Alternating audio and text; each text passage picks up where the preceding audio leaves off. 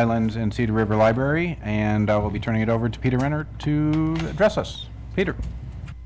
Okay, thank you very much, Mr. Council President, council members. My name is Peter Renner. I'm the Facilities Director for the city. And tonight, a small group of us will be presenting an update on both the Cedar River and the Highlands Libraries. Our presentation will include discussions of the ILA going forward and issues that can affect the budgets. Chip Vincent, our CED Administrator, will discuss the permitting processes for the Cedar River Library reconstruction. Permitting can be complex, and it has been previously identified as a significant concern. Bill Potasic, the Director of KCLS, will update you on the design process for the Cedar River and Highlands Libraries and the opportunity for public review and input that are part of the KCLS facility development process.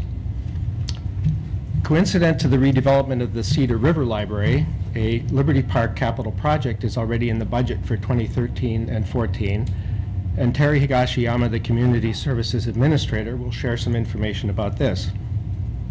Our goal is to improve communications with the citizens, and Terry will outline a plan to remediate the current situation. You will remember that the Highlands Library is part of a four-party effort comprised of the city, KCLS, the Renton Housing Authority, and their developer, Coal Pits Development Company.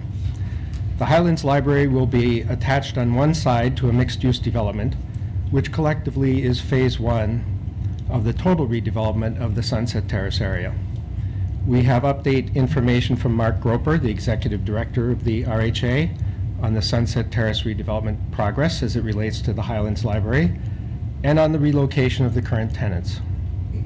Coal Pits Development Company is RHA's property developer for phase one, which includes the Highlands Library and the construction of the parking garage and the podium upon which the new library will be erected.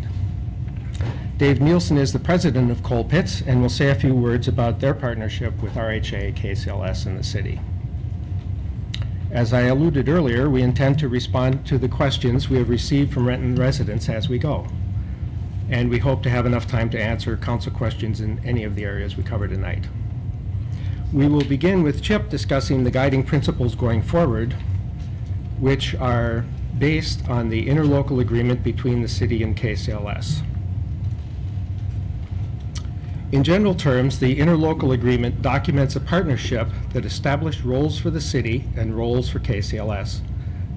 The interlocal agreement was approved by the City Council and the KCLS Board of Trustees. The city's two main roles are to pay for the new libraries and to choose sites for the new libraries, and KCLS's two main roles are to manage the design construction process for the libraries and to operate them. So Chip, if you would. You want the clicker? That's the forward.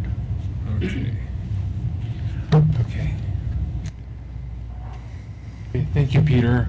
Council President Zwicker, council members, Chip Vincent with Community and Economic Development Department. I'm here to discuss the guiding principles, and we discussed the idea of establishing some parameters that at a very high level provided general guidance for the council, the community, and the staff as we advance the two libraries here for the city of Renton.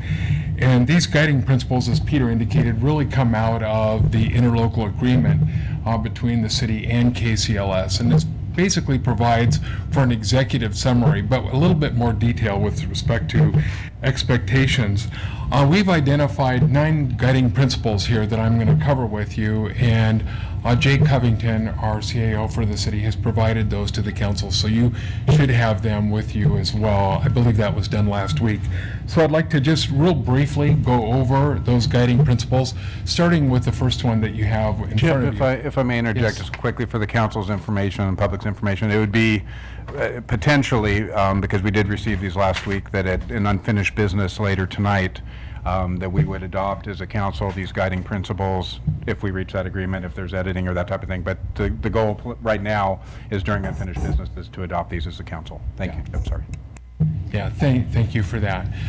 The first guiding principle of 9 deals with commitment, and it's recognition that the City of Renton and KCLS have previously agreed to and remain committed to providing 2 new library facilities in the city for the benefit of all the citizens of Renton, and the surrounding communities.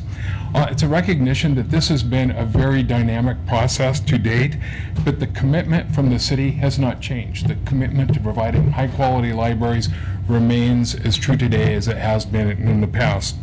The second guiding principle deals with the issue of location and design and stipulates that the new libraries will be located over the Cedar River at Liberty Park and on Sunset Boulevard in the Highlands, and will be designed to be consistent with or superior in form, function, and quality of other recently constructed libraries in the KCLS system.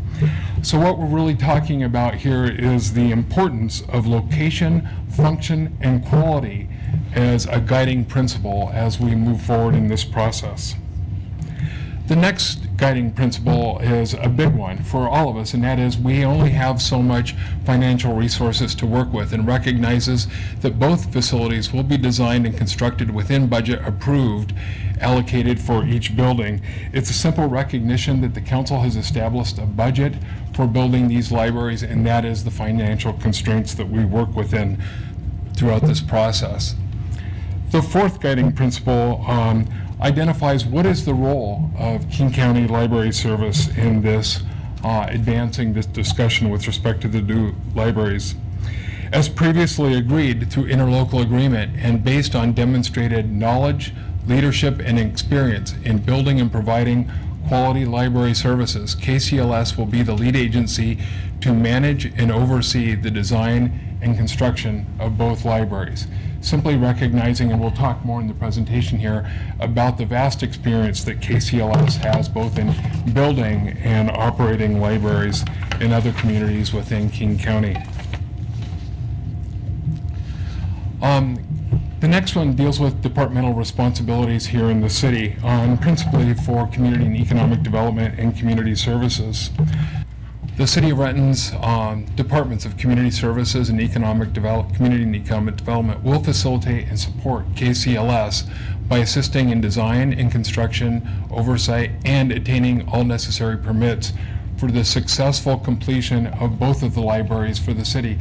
I'm going to speak on a little bit about the library permitting system in more detail, but this is going to be something that we're going to have to better understand as we begin to go through this process. The next guiding principle deals with public process and input. In addition to open houses and presentations outlined in the interlocal agreement, the city will provide opportunities at regular intervals to update, receive input from city citizens, residents, and applicable boards, commissions, and committees.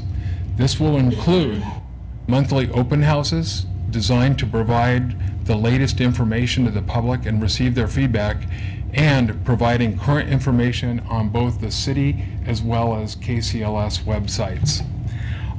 As you know, more than anyone else, public input and involvement is instrumental in terms of having a successful process here. So we want to be able to articulate clearly how we're going to inform and engage the public throughout this process. The next guiding principle I call design balance, and it's simply a recognition that we have this relationship with KCLS, and the city and KCLS will endeavor to incorporate library design concepts and programming elements desired by the public as outlined in the interlocal agreement. And it says simply a recognition that we're not in this alone, that we have terms and requirements that are outlined in the interlocal agreement that we have to abide by. The next guiding principle is a segue from the last one, and that is shared responsibility, that both the city and KCLS will jointly select final design for both libraries. And there is shared responsibility. While the city has some level of expertise that are in play as part of this process, so does KCLS, and we're trying to recognize that we're going to come together to make the final recommendations for the design of both libraries. And then finally, the last guiding principle deals with governance, and it stipulates that other specific assignments and responsibilities remain as provided and defined and adopted in the interlocal agreement between KCLS and the city. Simple recognition of the fact that we have an interlocal agreement that still is in play that we're working through as part of this process for the libraries. So with that, I will stop there and answer any questions you might have, and if not, I'll turn it back to my colleague Peter Renner. Back to Peter. Thank you, Chip. I can now discuss the budgets for the library. From the beginning, the city has been very direct about the maximum contribution that it can make for the construction of the libraries. That contribution began at $9,337,159 for the downtown library and $10,140,804 for the Highlands Library, the difference representing the higher cost for code-required structured parking.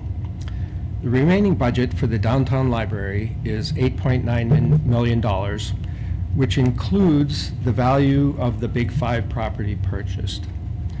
The ILA is clear that the city and KCLS have to agree on the schematic design and the project budget, not a budget estimate, at that point in the process before KCLS moves forward to final design. However, additional A&E, architectural and engineering work at the Piazza site was allowed as a condition of KCLS's acceptance of putting the downtown library location on the ballot, whereas the ILA had specified that the library would be at the Piazza site. A reference to this determination is included in the council meeting minutes, the adopted council meeting minutes from April 9th. And the main part of this, the key element, is the underlined part, that the one condition set by KCLS or their willingness to work with the city on a site different than the one that was originally in the ILA is that design and permitting work continue on the Big Five site so that no contracts are suspended or terminated, which would have carried a financial value as well. Even before the August 7th vote made the Cedar River Library the clear voter choice, KCLS has been studying the existing conditions of the Cedar River Library. Schematic design of the Cedar River Library will be produced as quickly as possible, and Mr. Potasic will undoubtedly comment on that shortly. The budget for that design will follow the schematic design process.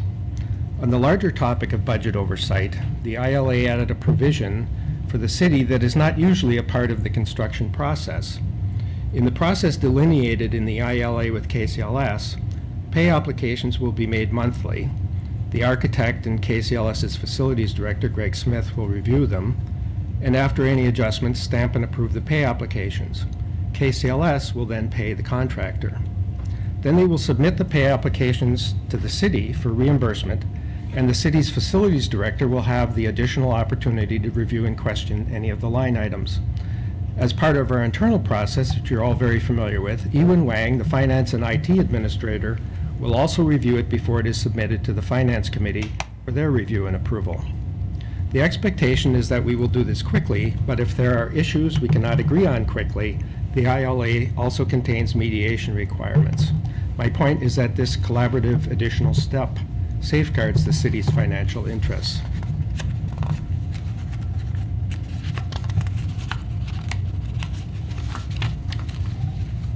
Now might be a good time to describe the function of the Design Committee, which has also been of some public concern. The Design Committee participants are not there to tell KCLS how to design a library. They are there to provide feedback at each stage of design that has been proposed as a result of feedback from the previous design. Please recall that the entire design process started with input from residents at KCLS's first phase public meetings before an architect put a pencil to paper. From that point, the architects put together a variety of different looks and layouts, if you will, for a building that was outlined on the property, not final. These were presented to the Design Committee and discussed. Then the same looks and layouts were presented at the next public meeting, again with the input noted and absorbed for the following stage of design. However, regardless of public input, the final layout has to work within KCLS's staffing standards And the IT and building systems have to be consistent with KCLS's operational standards. Schematic design of the Highlands Library has been completed for some time, but there are site development costs associated with the project that have not been able to be fully determined yet. We are all working together with RHA, Colpitts, and KCLS to get through the steps that will get us to a point where site development costs can be accurately estimated, the schematic plan adjusted, and then the design and budget can be presented to council for review and approval. And we'll Mr. speak to Zwicker? that point shortly. There's a citizen in the audience that has their hand raised. Do you want to address that, or? No, we won't be taking any audience comment during committee of the whole. Now I would like to turn the podium back to Mr. Vincent for clarification of the permitting process that we're facing for the Cedar River Library. Thank you, Peter. Okay, Chip Vincent again, and want to begin with defining the permitting process for the Cedar River Library as really being divided between three levels of government, the local, state, and federal governments, because we all have different permits with different requirements, different public comment periods, and different appeal periods. So it's a unique and different process depending on the different levels of government that we're operating on here. And let me just underscore the fact that for the Cedar River Library, it's going to be different from the Highlands Library, which is much more straightforward, just because of the fact that we're not dealing with the associated environmental issues there. And I'll explain that a little bit more as we get into this. Beginning with local permits. First is we're going to have to comply with the State Environmental Policy Act. We anticipate that we are going to be able to identify conditions by which we can mitigate any adverse environmental impacts. What that means is at this time we are believing that we can issue what's called a mitigated determination of non-significance. That is, we can identify specific conditions that would allow the construction and redevelopment of the Cedar River Library in such a way that we wouldn't have to do an environmental impact statement. If there were environmental impact statements that we couldn't mitigate for in the MDNS, then we would have to go through a full-blown EIS process. That's not what we believe is the case here, based on our analysis and discussion with both KCLS staff as well as some experts in permitting. So we think a mitigated determination of non-significance under SEPA would be the local process, and that the city's own environmental review committee would be the one making that decision. The second permit is very localized, and that is our own site plan review permit, or SPR, in the city. That permit allows the city to look and evaluate the location of the proposal in context with its surroundings at the site, as well as the design of the building itself. The site plan review process is something that goes through the hearing examiner process, so it allows the opportunity for the public to be involved and comment before the hearing examiner makes a decision and recommendation on the site plan review. The next permit is the Shoreline Substantial Development Permit, and this relates back to our recently adopted Shoreline Master Program. Because the value of the improvement is greater than $6,400, which is the threshold for a Shoreline Substantial Development Permit, as well as the fact that it's within the shoreline environment, necessitates review as a Shoreline Substantial Development Permit. But again, this is a decision that's made by the city hearing examiner at the same time the city hearing examiner is making a decision on the site plan review.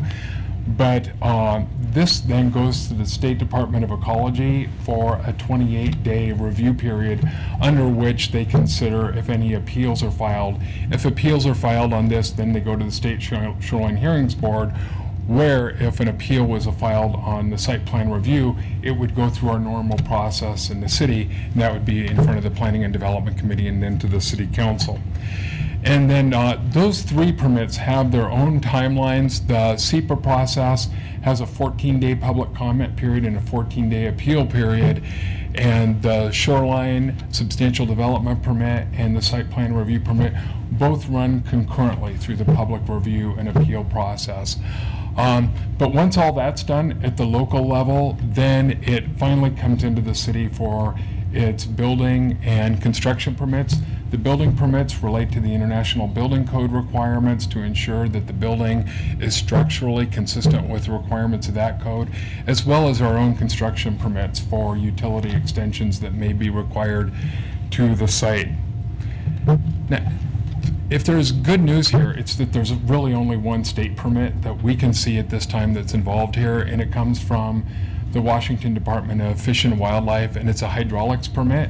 The hydraulics permit is issued after we've gone through our SEPA process and some of our appeals, because they want to make sure they have a good record in front of them before they allow for the hydraulics permit approval to move forward. One of the challenges here is at the federal level, and while with the local and state permits, I am reasonably confident and comfortable with what I've outlined here in front of you in terms of what the permitting process is going to be and what it's going to look like, notwithstanding any appeals. For the local permits, we anticipate those permits will take anywhere from 12 to 16 weeks. Again, not assuming any appeals. We don't have that kind of control over the hydraulics permit at the state, but they're pretty good about getting these permits out in a timely manner.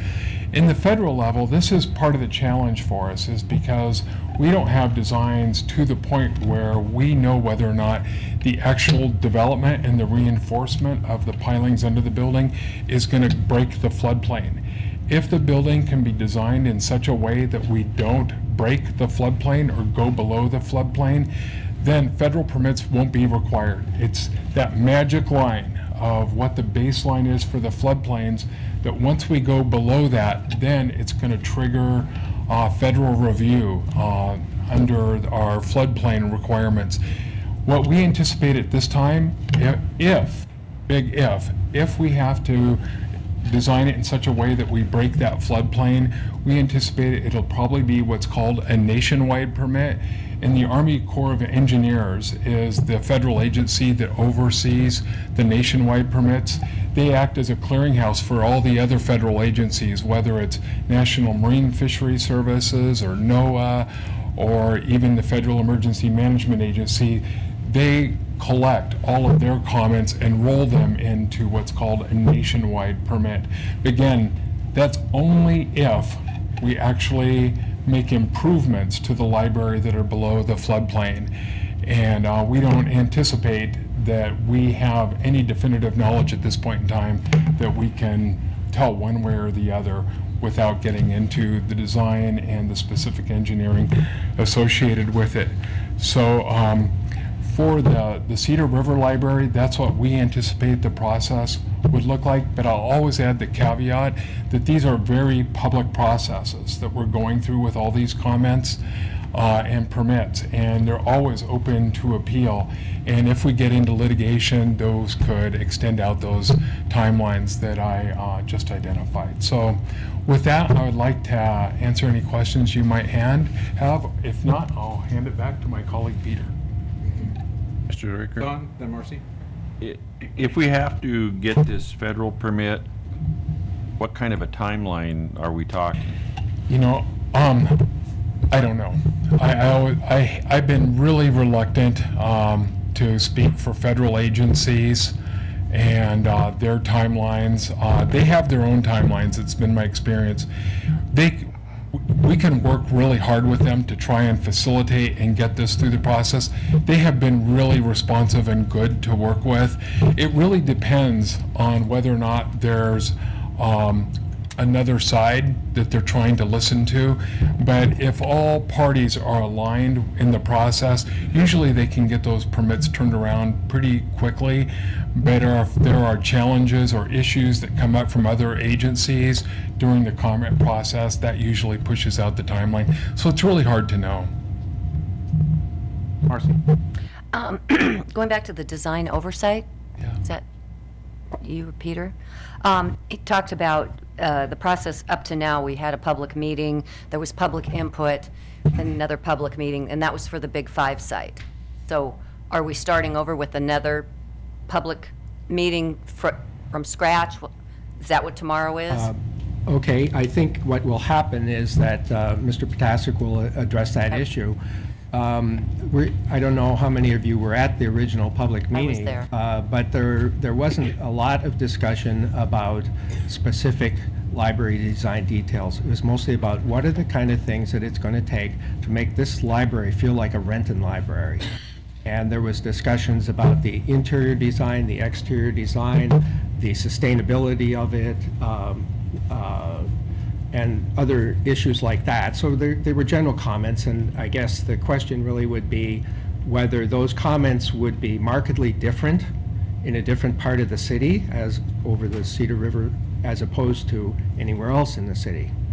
And so we'll do whatever's necessary to get the appropriate level of public comment to make sure that if it's a reboot, it'll be a reboot. But Okay. I think Bill will talk to that. Okay, I'll wait and see. Thank you. Mr. Chair.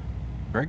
Okay, and that was one of the things that I was going to inquire on also. So Peter, if I understand, and largely because, because of the controversy of this, citing process, I'm sure that there were people who participated in the public meetings at the Big Five site who probably may not want to do it at the current site, and vice versa. There may have been a number of people who didn't go to the Big Five public meetings because they wanted to see it at the Cedar River. So to me, that would automatically trigger a reboot to make sure that the right people are given an opportunity to have those two meetings. That's one issue. The other thing, do you want to? I would just say at that point that I think Terry will also broach that topic when she gets up here for her part of the presentation too. Great. Take that into consideration. Great. And then the other thing that I wanted to go back to was the permitting process when we were talking about what could trigger improvements within the floodplain. Mm-hmm. So what I'm curious about is what type of design elements could be recommended that would trigger, and then what is that threshold? How inches we're talking? Are we talking Yeah. feet? What are we talking? Yeah, the threshold is inches. I mean, it's very, and the one thing we know is that we're going to be close on this, so we're really working with KCLS to try and figure out how we can stay out of that floodplain. But what we're specifically talking about, Councilmember Taylor, on this, is the structural reinforcement necessary to the pilings. And we won't know how far down we're going to have to go to structurally reinforce those pilings until we're further into the design process. But that's what we're really talking about. When I say improvements, breaking that base flood elevation, it's really reinforcing those existing pilings that are there. Thank you. Mr. Randy, did Spricker? you have, Randy, did you have something? Actually, I was going to ask the final question Mr. Taylor asked about what, yeah, I assumed it was the seismic upgrades and that they go down. Well, if I could just ask one quick follow-up. Do you know approximately in feet how much below the bottom of the library the floodplain is, or? We have been looking at, we actually have some information out there that's, we need to define that through the So process. that's part of Yeah. the evaluation? Yeah. Sure, okay. Don, did you? Well, I think they'd answered my question because I thought the library was all, basically a lot of downtown Renton was already in the floodplain, so. The current library, the physical building itself is above the floodplain. Okay. And so there's no issues with the current library at its current elevation. The issue is if we're going to have to do structural reinforcement below the building that goes down far enough that it goes into that floodplain, then we're going to get into dealing with federal agencies. Thank you. Yeah, I didn't see a transportation engineer here, but I think that the deck that the library sits on is the highest deck in the city, so that's reassuring. That is good. Thank you, Chip. Now it's Mr. Potasic's turn, and he'll give us an update on both the Cedar River and the Highlands libraries at the same time. Don't know if you're going to flash through the pictures or have Greg do it, or? We don't have any pictures. This is pretty low tech. Members of the council, Bill Potastic, Director of the King County Library System. We do actually have a handout for you. but we'll wait on that for a second. So we have a book. I mean, I know how novel is that we'd come to you with a book or the actual print publication. So a couple of things to go over kind of in response to some of the questions you've been asking and whatnot. First of all, I want to say thank you. The interlocal agreement that we have, I think, still works really well, and we understand the spirit of it. And you know what we're operating on is the assumption we need to get these things designed and into permitting and under construction as soon as we possibly can. And we still continue to be very committed to that because, again, the construction climate, we just have received bids on some projects recently. It's still pretty good, but we're starting to see, and talking to architects, we're starting to see an erosion, if you will. I guess unless you're a contractor, you wouldn't call it an erosion, but we're starting to see where things are getting a little more difficult. Some of the prices are starting to go up, and we really, really don't want to get into another inflationary period. And so I think time is of the essence on both of these projects. And so that is something that's driving us significantly because we know the sites, we know the design standards, and we know the budget. So, you know, we have everything, all the information we need, and we've got to maximize those things, and that's what we're operating on that basis. So I think the interlocal contemplates all that, and I think we're in pretty good shape with that. As far as the speed, let me talk a little bit about well, a couple of other things. Before I get into the specific, you know, the downtown library and the Highlands Library, and bring you up to date on where we are with that. The issue came up about the public process, and typically we would have 3 public meetings around every building or every design, and we on both the Highlands and the downtown library we've had 2 of those meetings. The first meeting will serve any purpose because it's generally we don't want to do anything before we had a chance to hear from the public and what are their aspirations. As Peter said very well, you know, what makes this library unique to Renton, what makes, you know, what can we do, what can the architects do to do that. We have the same architects on board for both projects, even though both projects, you know, kind of have gone through a bit of a hiatus right now. So we feel that we're in pretty good shape, and we've got a lot of information from the community from both of those meetings. But that, for the library system, isn't the end of the public process. First of all, at any step of the way, we are welcoming, and actually we have websites and everything else where we can receive input. So as there are meetings here in Renton with different groups or whatever else, if information comes forward or ideas or suggestions, we respond to everybody, you know, and even if it's really goofy ideas, we respond to them because we're the library and that's what we do. So we're definitely open to that, and we're looking forward to working with the city on that. But we're not going to, you know, the architects, we need to keep them working on this, on these projects and really get them involved with that. So the amount of time to prepare for meetings or whatever, I think is better spent in getting a design that people can, you know, getting to the point where we have a design where people can respond to. And that would be the next phase of both of these projects. There are, however, in addition to that, there will be public presentations to the City Council, as Peter indicated, and to the KCLS Board, another public entity, public meeting, and then if there is concern or suggestions or ideas based on any of those, we'll get that information and respond to those or take those suggestions into account and make them part of the plan. So that's our general thought. I think, again, the processes that we have in place, I think are going to serve us well, and I think we're going to be in pretty good shape. I know that there have some issues have come up about KCLS. I think some issues have come up about KCLS in our design. And Greg, I wonder if you could, I thought that rather than bring pictures, and you've seen pictures of our libraries and everything else, I wanted to give you, this is a report that we do each year on our capital programs. And Greg has got copies for all the members of the council. In fact, you may have seen this, but I'm going to give it to you again. And there's a couple of reasons why we're showing you this.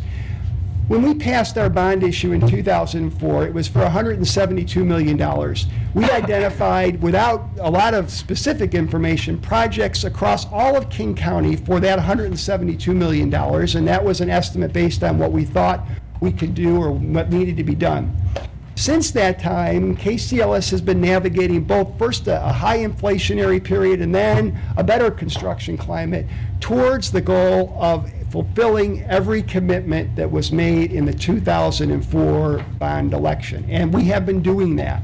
As a matter of fact, we are almost done with that, and we are still, and it's within sight that we will finish all of our projects, and that the budget from the $172 million bond issue will be sufficient for us to finish all the projects either as good, if not better, than we had originally been contemplated in our work that went forward and our commitments to the communities in 2004. So we're very proud of that. We did have a performance audit by the state of Washington, and I am really proud of that because they came back and said that KCLS is doing a great job. And we are the model, as a matter of fact. Brian Sontag uses KCLS in that experience of showing other agencies how working with the state auditor can be of benefit. And so generally, we feel that that was a very successful exercise and gave us some really good ideas about how we might proceed, documenting some of our processes, making sure that we have the right amount of contingency both for change orders and for design changes in all of our projects. And so we've incorporated those things, and again, we continue to be a model. And recently our chief financial officer was down in Olympia and providing information because there's going to be a final report, I suspect is Brian Sontag's swan song, to talk about how well all of the performance audits have gone, and KCLS will be shown as one of the models. But aside from that, I would just ask you to take a look at some of the pictures and some of the libraries we've developed. Also on page 4, there's a list of all the different awards that we've received for those libraries. And this publication will be in the next month or so updated, and we have many, many more awards on top of the ones that are in there. So we're pretty proud of the body of work that we've accomplished.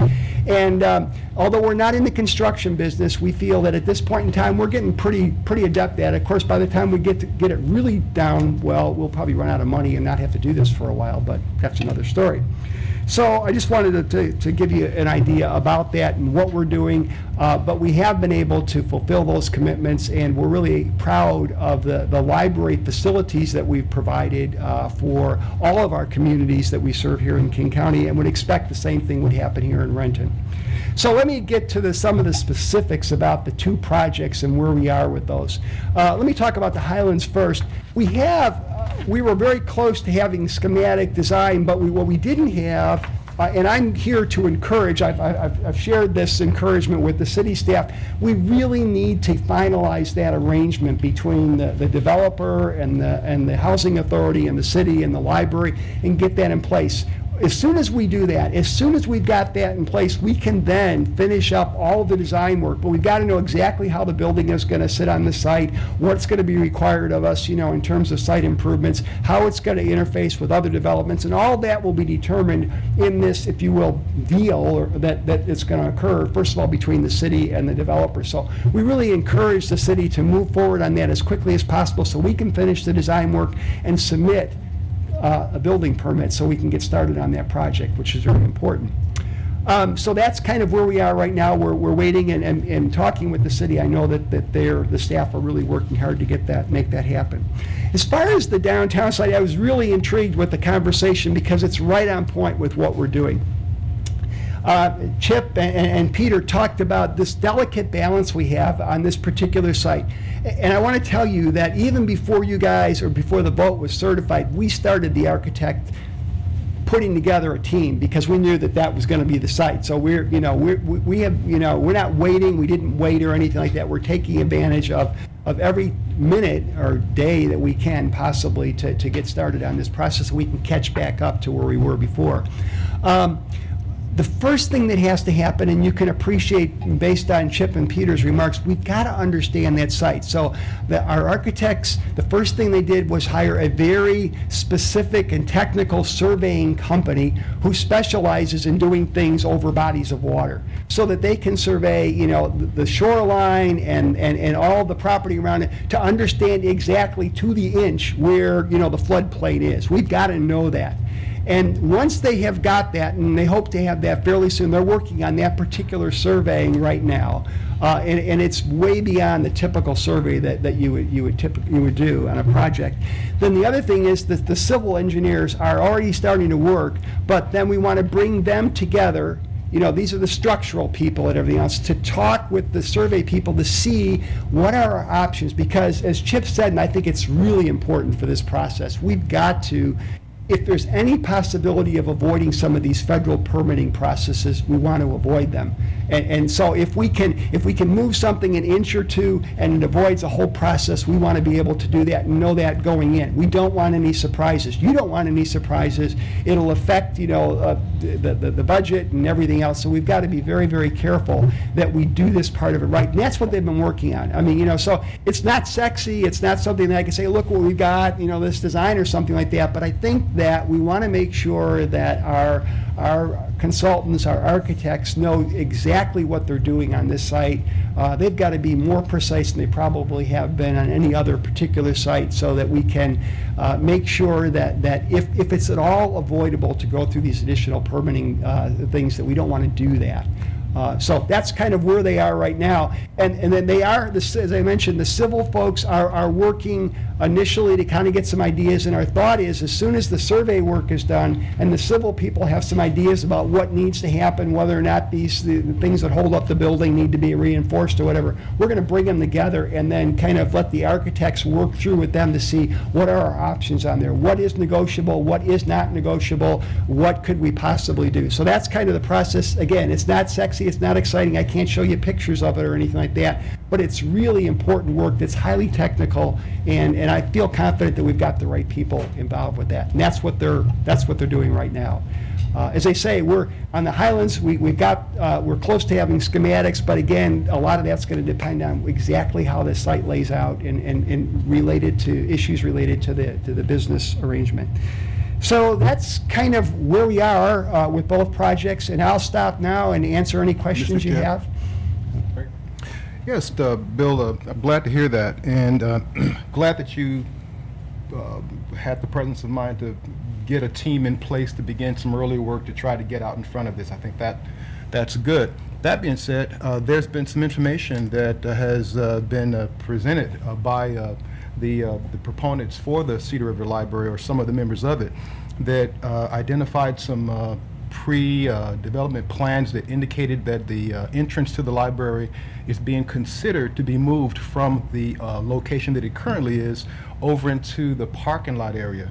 Is that the direction that the development team is working towards? Boy, Councilmember Taylor, that's really, really way ahead of where we are right now. I think that maybe that's in response to the work that we commissioned on the feasibility of over the site. What were some of the issues involved with that and everything else? But again, they're not operating on that basis. Nobody's doing anything in terms of any design at all until a couple of things happen. We've got to finish this surveying work. We've got to finish this understanding of the civil and the infrastructure. Another thing that we need to do is to make sure that our architect team is fully aware of all of the master planning on the park and everything. And I know Terry's going to be providing that information. So, before we get to entrances and things like that, which is something that everybody wants to talk about, I know for libraries, we're not even there yet. So until we understand all those other issues, we won't even begin doing that. So no, I could ask our architects today and they wouldn't have a clue. Okay, and then as a follow-up to that,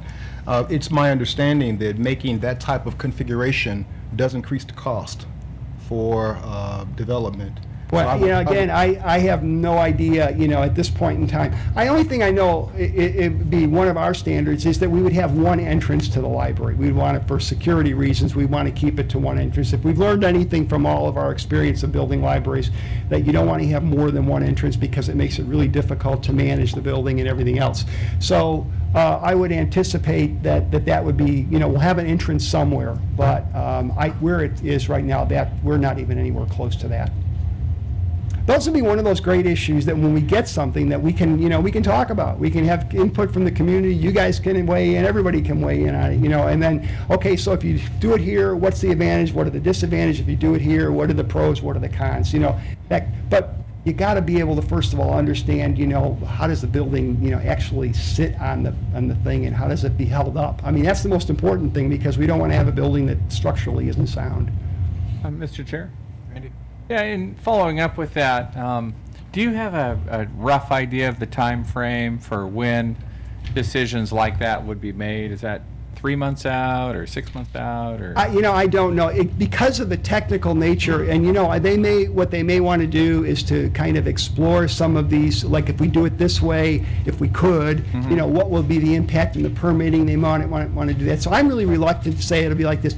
I would love to say, in my mind, I would love to have this design for the downtown library, be ready to submit for a permit by the end of the year or the beginning of next year. That would be kind of get us back. But I think you have to understand, it's me, I'm very unrealistic about timeframes, okay? I mean, I'm kind of well known for that, and so I always like to see things happen faster than usually are able to do that. But I know that our team is committed to that as well, not just because we would like it, but because of that cost, the cost of construction. Yeah. So I can't really give you a time frame. I don't think we're talking about years. I think we're talking about months, but how many months, I just don't know at this point in time. If I may add, I think it would be interesting to know. I mean, if you were targeting the end of the year, I think there would be citizens that would say, well, that's just 2 months out. We better get in and get all our inputs in real quick. I think if you said that it was going to be over the next 6 months, there's a little more time. So I think it will be important to people to, and I'm not saying you needed to come armed with this tonight, but to soon kind of understand what that schedule would be, as soon as it's practical to understand what that schedule of inputs is, because I think part of the reason, and I got inputs over the weekend, be sure to find out what the time frame is.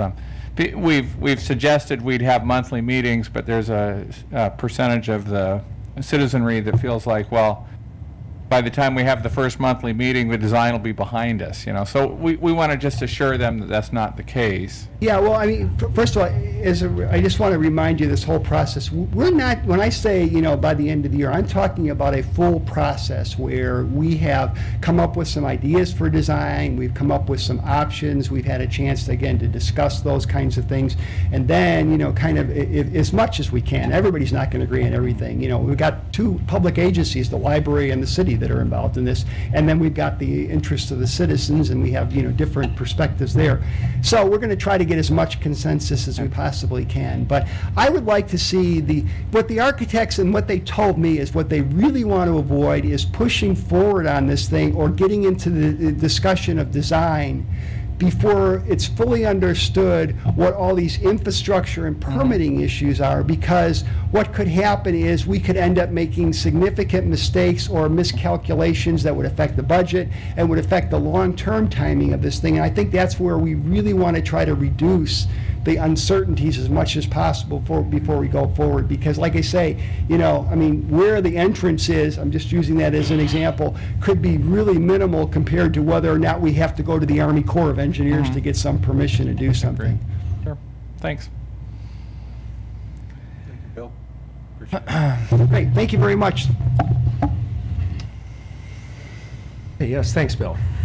We've come to the point in this update where Terry Higashiyama, the city's Community Services Administrator, will talk about the Liberty Park Playground and Park Landscape projects that will have an impact on the Cedar River Library experience. And then she will describe not only the opportunities for the public to participate in those projects, but Terry will also discuss a plan to answer residents' questions about the library projects. For me, that'd be great. Good evening, Council. Terry Higashiyama, Community Services Administrator. So I want to bring to the thought in your mind that this is bigger than a building, that this is about community. This is about having library services for years and years to come, but also a building and an infrastructure that fits in with a park. And I realize that if we don't have respect and trust and all of us working together toward that model, it's really going to be hard to get there. So a big part of my goal is to say, how do we bring this all together? And so everybody feels like they have a voice, that they have a part of the participation, but they have a vision about this being those who come in and use these buildings and feel like they had a part of what the end product is.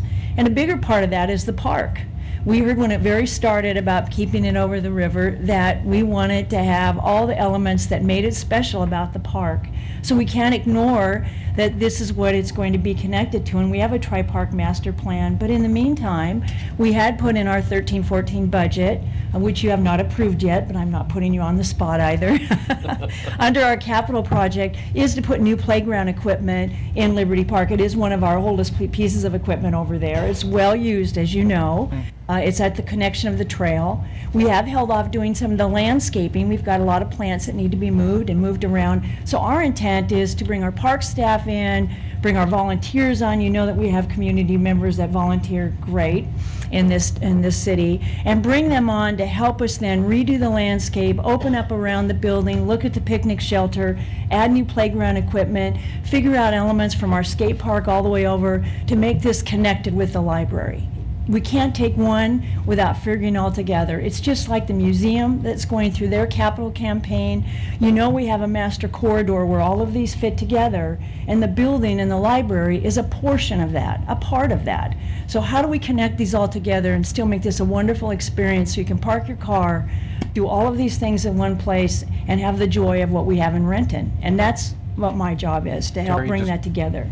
Terry Barr. Yes, I just, because one of my concerns was that we do have the tri-park master plan. that's correct. That would make a lot of changes, possibly, to the uses of those areas. And I just Correct. want to make sure that, We bring that all together.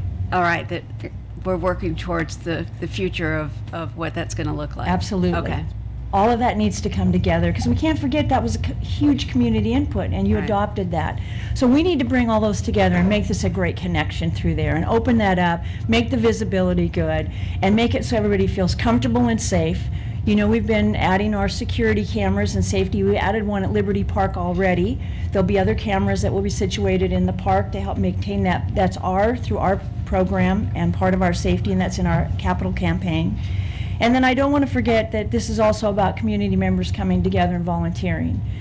It isn't about just having a voice, but we also want your hands and your feet, and we want you on the projects when we're making this all come together, because when you help plant that, when you help put the trees in, when you help landscape it, do the playground, everybody has ownership in it. So it's bigger than that. So it is a big factor of some of us putting down some of the feelings that we all had. But this has a great opportunity for us going forward. And part of that is what the staff committed to doing the Tuesday night meetings. That doesn't mean you can't submit questions anytime or ask anything. You have hired quality staff. All of us put in a lot of hours. You all know our resumes and what we're made of and how many projects. And in fact, today we said if we had to total our years, it got too scary, so we stopped there. This is my 35th year in Parks and Recreation, and I've done everything from working Bellevue City Hall down to small playgrounds to every probably building that there's imaginable. There's great community members, there's great staff, and those have to work together to make this work. It has to, because it really is, again, about how we come together. So those Tuesday night meetings, we'll have 4 stations set up. It's really so, if you want to come and ask the staff directly, that's what we're there for. We'll give up our evening another night a month. We'll give up more if you would like that. But at least it doesn't mean you can't send us an email anytime.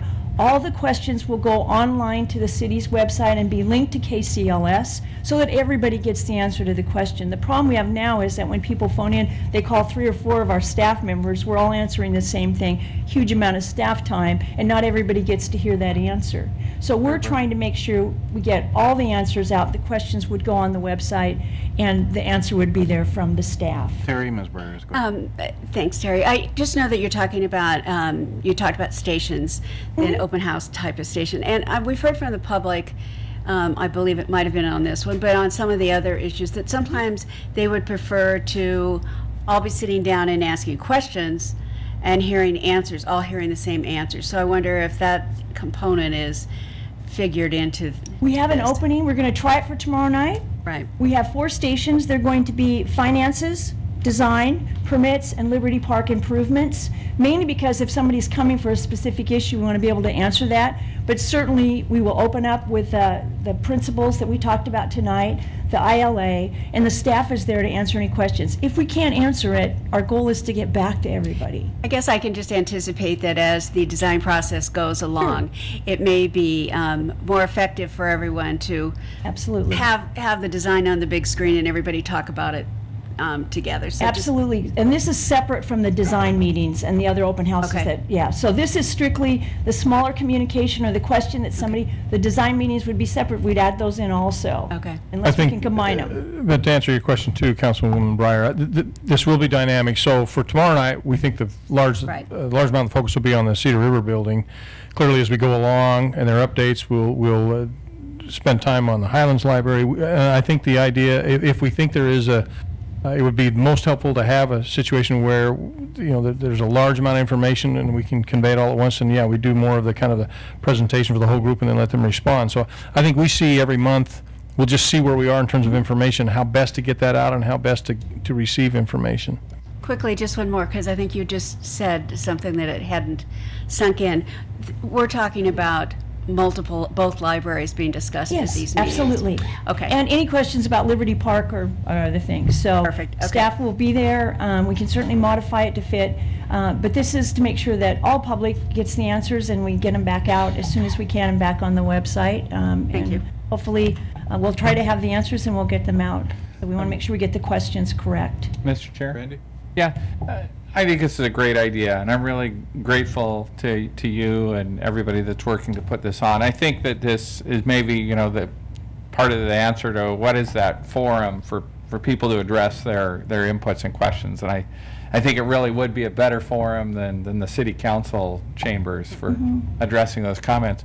The one thing I'd ask you to maybe consider, if it's possible to stay open-minded about, is based on reception you get at tomorrow's forum, perhaps maybe more than monthly, at least initially, until Okay. some of it gets sorted out. And I'd leave that in your hands. It's not going to Absolutely. make you do it, but consider Absolutely. that. Yeah.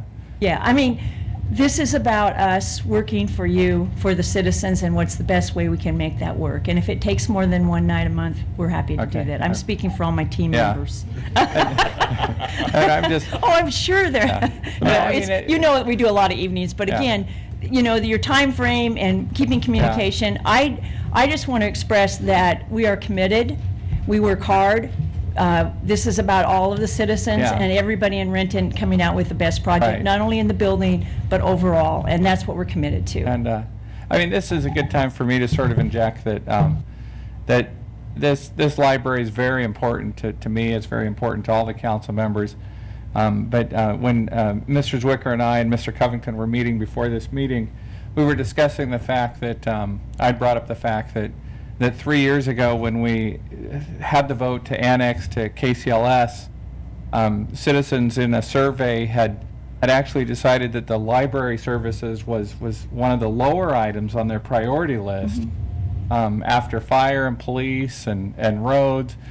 You work your way down, and libraries was near the bottom. And so the city had said, okay, we'll look at some different options. We ended up joining KCLS, and now citizens have spoken about where they want the library, but really, ultimately, the council, and I'm not just directing this at you, please don't mistake. It's kind of for everybody's benefit. The council really needs to return to some of those other items, to the police and fire, and a lot of other items that are high on the priority list.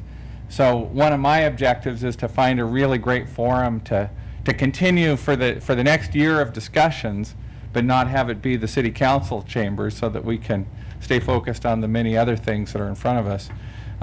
I will always have a great interest in this library, but anyway, so I was thinking about with the monthly meeting, what might happen is people might go, yeah, but it's going to be a while before the next meeting, so I want to bring my input into the council chambers. If the meetings were every couple of weeks, that might be less likely to happen. So. Well, we'll Anyways, take a look thanks. at it, see what we get for tomorrow night, and see what else we need to do. Again, the staff is here, that's our job. are, Yeah, you know, we great. have lots of other projects like you're saying that we're working on, Yeah. but every one of them is important, and this in the bigger picture is very I was important. going to say, you know, with 35 years is extremely impressive, and I would never believe that, but Bless your heart. She started when she was 12. started when you were 2 years old, clearly. Yeah. But Aging rapidly. I was going to say, I mean, I remember replacing the equipment at that Liberty Park, and it No. didn't seem like it was that long ago, but 17 years. 17 years. Yes. And of course, you can imagine how equipment has changed. Yeah. And our demographics. And, you know, there's some things we can do at the skate park, the Yeah. picnic shelter. I mean, this is just an opportunity to, if we've got our new library going Yeah. in, then let's make everything look Yeah, really nice and the around Parks there. Department does a great They do a job of great keeping job. the parks fresh, and you bet. know, I couldn't believe that we're already there, but when I added up, yeah. We're thanks. there.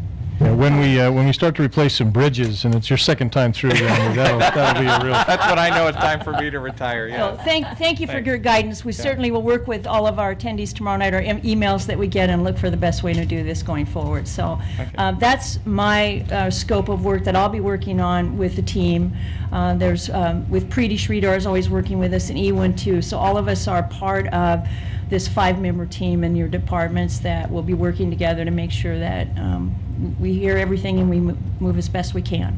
Great. And Jay, he always gets pulled in with us. So Thank you, I'll turn it back Terry, to and Peter. please extend my personal thanks to you, your team, and all of that, and you have my absolute utmost faith that you will pull this off, that you will get to yes. You guys are incredible, and I am proud to have you as on my back as part of our team. You guys are great. Thank you. Thank you. As Peter's coming up, I'll just reiterate some comments I mentioned to, I think, Council President Zwicker and Council Pro Tem Corman. I think we all agree that all of us have great fond memories of the Cedar River Library, and that was demonstrated by 76.4% of the voting electorate who decided that, you know what, because of those fond memories, we think the library ought to stay there. And so I think the challenge for us, and I think KCLS accepts this challenge too, is we all have things that make that site special. And so how we can design a library that can incorporate all those things that we all think about that make that such a special site is the thing that the goal for all of us, so that we all can continue for the next number of years to enjoy that site as a place where we can go and enjoy library services and enjoy the Cedar River and the ambiance of the Liberty Park and everything else. So I think staff is committed, along with KCLS, to try to figure out how we can best do that within the time and budget that we have. And I just want you to know we are, and if it means that we can figure out a way to help reassure the community that we are interested in their thoughts and input, and that we want to move this along, but not at a pace and a speed that will not incorporate some of the great ideas people have, then we'll figure out a way to make sure we do that right. Peter? Thank you, Jay. Now I'd like to shift the focus to the Highlands Library. As I mentioned before, the city's committed budget was over $10 million. The architectural and engineering fees to date are $241,000 and change, and so our balance there is close to $10 million. Mark Groper, the executive director of the Renton Housing Authority, has been providing strong leadership for the Sunset Terrace redevelopment effort.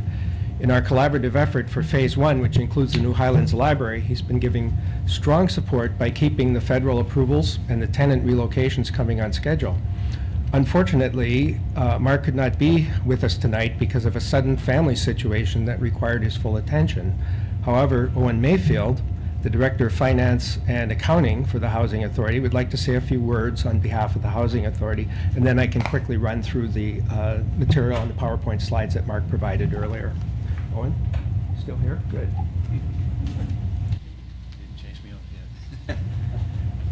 Good evening, council members. My name is Owen Mayfield. I'm the Finance Director for the Renton Housing Authority. Like Peter said, Mark had a sudden family emergency and couldn't make it this evening. But he did want me to update you all on the relocation efforts for Phase 1 of Sunset Terrace. There were 16 families living there. Of those 16, 13 have already moved out, and the remaining 3 will relocate shortly after the groundbreaking ceremony of the Glenwood Townhomes next week, and those 3 will move into Glenwood Townhomes. The Housing Authority looks forward to continue working with the City of Renton, KCLS, and Cold Pits Development Company on the Sunset Terrace Phase 1 development project. Thank you very much. Thank you. Mr. Chair? Mr. Mayfield? Yes, sir. Just a quick question, and I don't know if you have the answer, and if you don't, I'm not going to hold you to it. You can get back to me with it. But the families that moved from the Sunset housing development, were they provided some housing, low-income housing at a they're all, different site by all the... families have been given relocation assistance and new housing. Some of the families have relocated into other Renton housing project developments. Others have been given Section 8 vouchers to move into private landlord properties. And the Housing Authority is committed to providing a one-to-one replacement housing for those families eventually. And the first proof of this is the Glenwood Townhomes projects. Those are our four-bedroom units. There are 8 four-bedroom units in total, and that groundbreaking is next week. If you'd care to, Great. love to see you there. That's good to hear, and that's real good information. So I would just recommend that you mentioned that, because with our rapidly rising homeless problem regionally, it's good to know that, you know, those types of provisions are being made when we are engaging in new development that does take away some low-income housing from the low-income housing pool. So thank you for that. You're welcome. Thank you very much. Other question? Okay, so this is an earlier sketch of the project itself here. You see that the library and the associated mixed-use housing isn't pictured precisely, but it gives you an idea of the mix of multifamily townhomes, multifamily flats, and other services that are available. Then this is a newer drawing that shows the library still not exactly on the right spot. And then this is a newer layout of the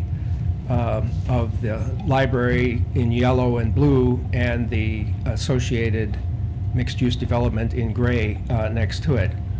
The street that curves around is Sunset Boulevard, and 10th Street is just to the top of the library.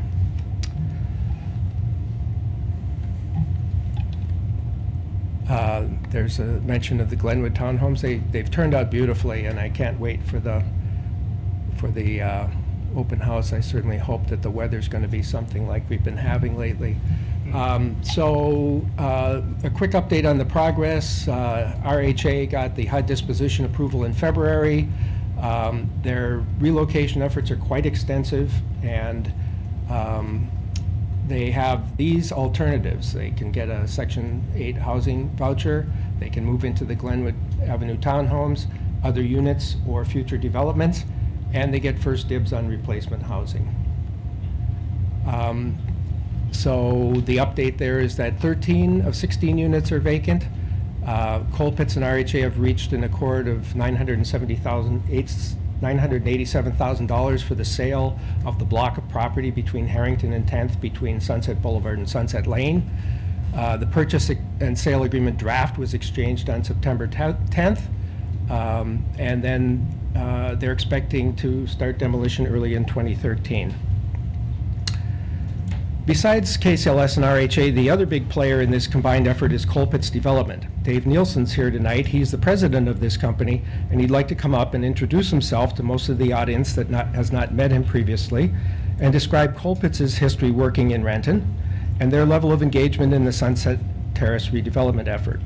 Colpitts is a strong believer in the future of Renton as a great place to work and play, and especially live. Dave?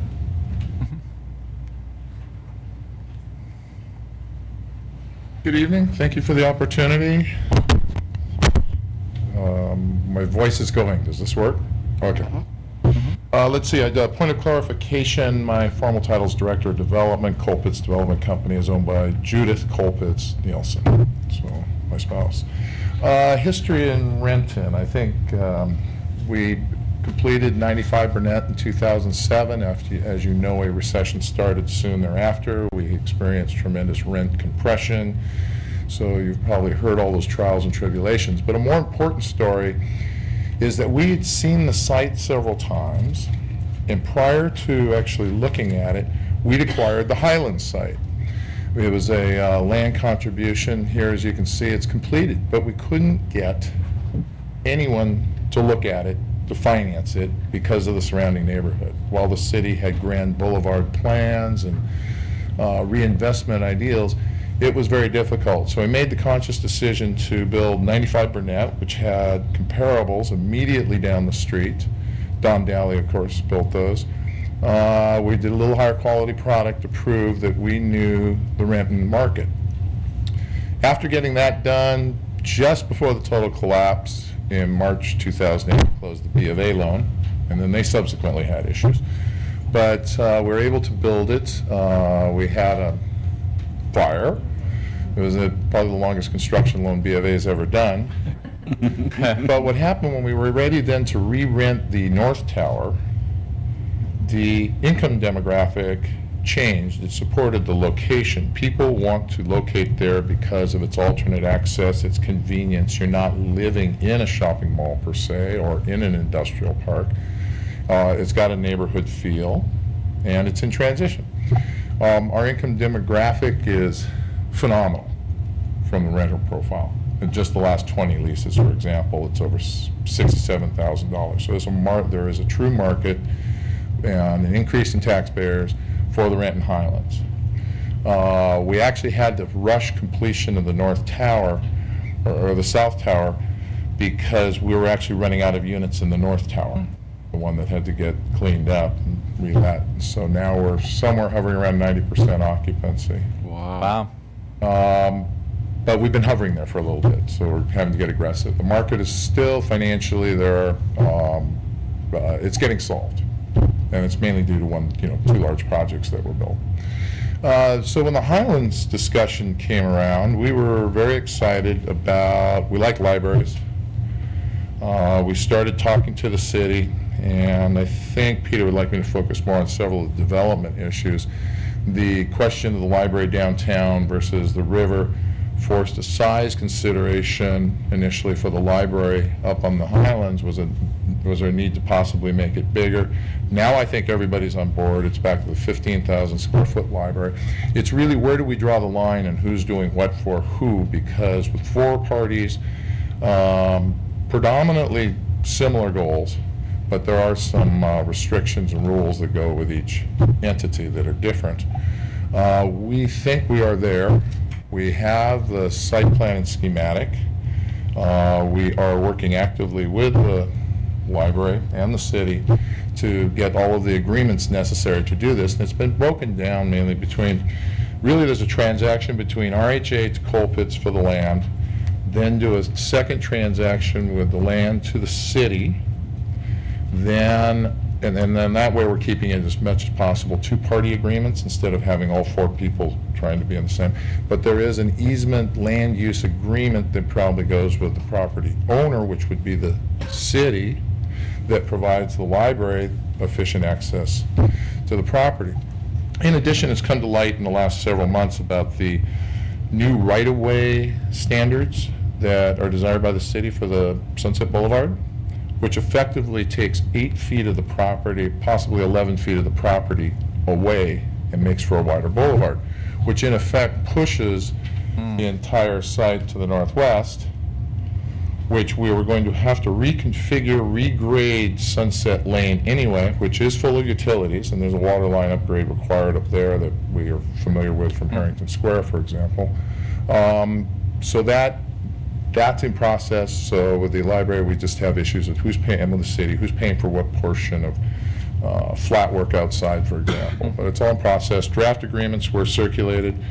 Everybody's working on the responses to those.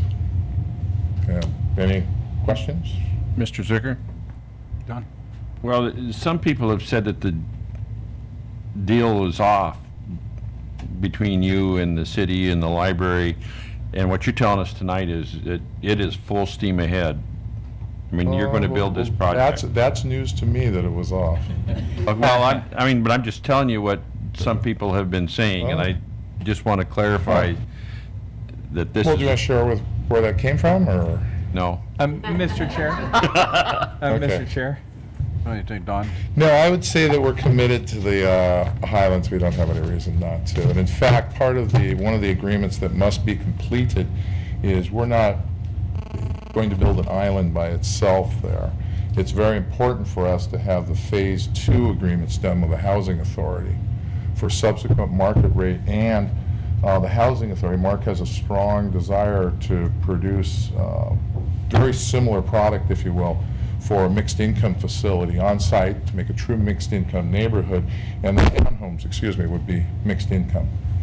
And we hope to have all of those agreements done by September 30th. Randy? Oh, first of all, thank you for coming. Very interesting, and I really appreciate your investment in the Renton Highlands, Renton in general.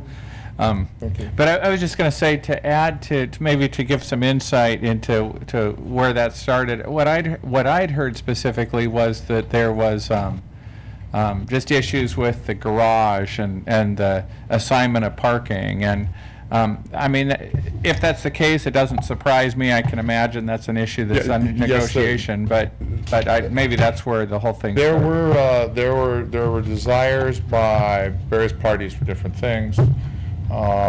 There's a strong desire by the library, for example, to not have housing above the library itself. And there was a question about development. I can go into lots of detail if you wish. Maybe an in situ sort of situation where there's a false ceiling and then the floor of the units, and you get into height issues with fire code.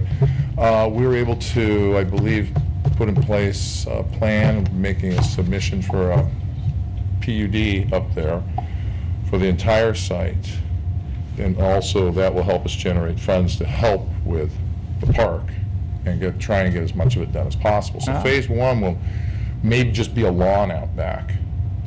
It's not a park because the park has its own separate issues. So in a way, it's a 5-party agreement at that point then. Wow. But we think that with the subsequent development, of course, capitalizing RHA allows them to, build more housing, mixed income, spread throughout the community. I think we're all in the same boat now. Now, would we rather put units over the library? Yes, but do we have a strong desire to have a library up there? Absolutely. Okay. Sounds like you've done an awful lot of work. Thank you. Thank you. Yeah, I'd just like to reiterate, I think that we appreciate Colpus's commitment, and this is complicated, as you can, we do a lot of these kinds of things in the city where they get pretty complicated. Whenever you have multiple parties, it becomes even more complicated. And I'm guessing that because, I don't know how people got the impression, but you have paces where you move forward and then you regroup a little bit as you try to resolve various challenges. And it may have been that somebody misunderstood as we were regrouping around a challenge as being lack of commitment on anybody's part, but that's just not the case. As we've seen, we're just, as you've said, we're grateful that Colpus is here in the community. They've been a tremendous corporate citizen for us, built wonderful residential units for us. RHA has been just tremendous and excited about this, and we think, as we've all wanted for a number of years, we think this is going to be an absolute huge home run when we get this all done. It's just going to be really exciting. Excellent. Peter, can you wrap up in 2 minutes? I can do that. Dave touched on the issue with the road standards. This is what's up on the screen there. And then on the other side, this is the Sunset Lane road requirement. And on this shot, you can see Sunset Lane and the diagonal parking that's indicated, and a fair portion of that lies in what is RHA's Phase 2. And so it behooves RHA to move as quickly as they possibly can to get approval by HUD for the disposal or for the acquisition of that property. Otherwise, we start to get into issues of partial development of the lane, and then is that going to work with the fire department and all those sorts of things. So we're working very hard together to get to that point. Mark has been doing just a terrific job. He's 6 months ahead of schedule on what we had originally conveyed, and we're very happy with that. So finally, here are the next steps that Dave referred to in terms of the agreements that need to fall into place or be pushed into place. And we will have those for you to consider very shortly. Any questions? Okay. Okay, council, again, in unfinished business, we'll be looking to have a discussion about adopting the guiding principles in the form of a committee of the whole committee report. With that, committee of the whole is adjourned.